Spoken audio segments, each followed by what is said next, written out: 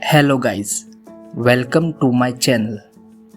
Hindi story TV की कहानियाँ ना सिर्फ मनोरंजन देती है बल्कि शिक्षा भी प्रदान करती है।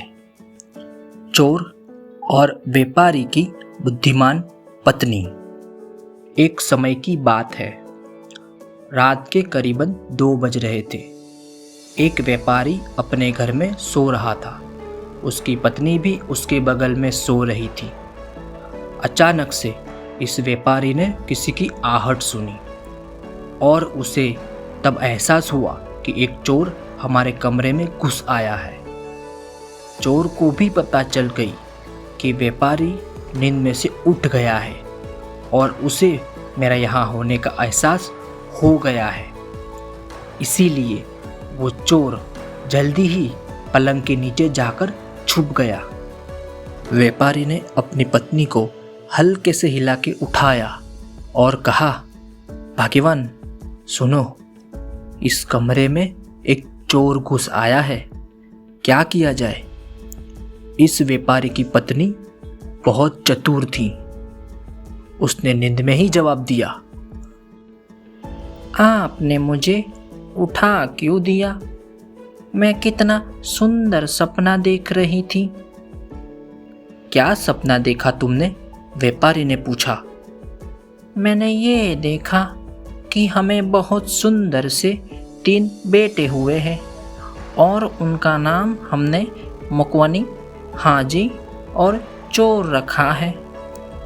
व्यापारी ने कहा, मुकवनी, हाजी और चोर, ये कैसे वाहियात से नाम है। अगर उनके ऐसे नाम रखेंगे तो उनको पुकारेंगे कैसे? पत्नी ने कहा, अरे उनके नाम से ही पुकारेंगे ना। व्यापारी ने कहा, तुम किसी को चोर कहकर कैसे बुला सकती हो? अगर रात को बुलाओगी तो लोग क्या सोचेंगे? अरे हम तो उसके नाम से ही बुलाएंगे ना, चोर चोर चोर।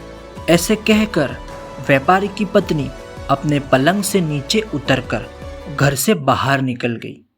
उसका पति भी उसके पीछे पीछे घर से बाहर आया।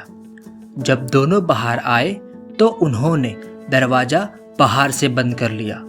चोर को लगा कि व्यापारी और उनकी पत्नी अभी भी उस सपने के बारे में बात कर रहे हैं और वो पलंग के नीचे ही छुपा रहा और उनके लौटने का इंतजार कर रहा था। और उतने में व्यापारी और उसकी पत्नी ने पड़ोसियों को जगा दिया था और थोड़ी ही देर में काफ़ी सारे लोग व्यापारी के घर पर आए और उन्होंने उस चोर को पकड़ लिया और हवालात में बंद करा दिया। इसी प्रकार व्यापारी की पत्नी की चतुराई के कारण चोर पकड़ा गया। हम आशा करते हैं कि आपको ये कहानी पसंद आई होगी।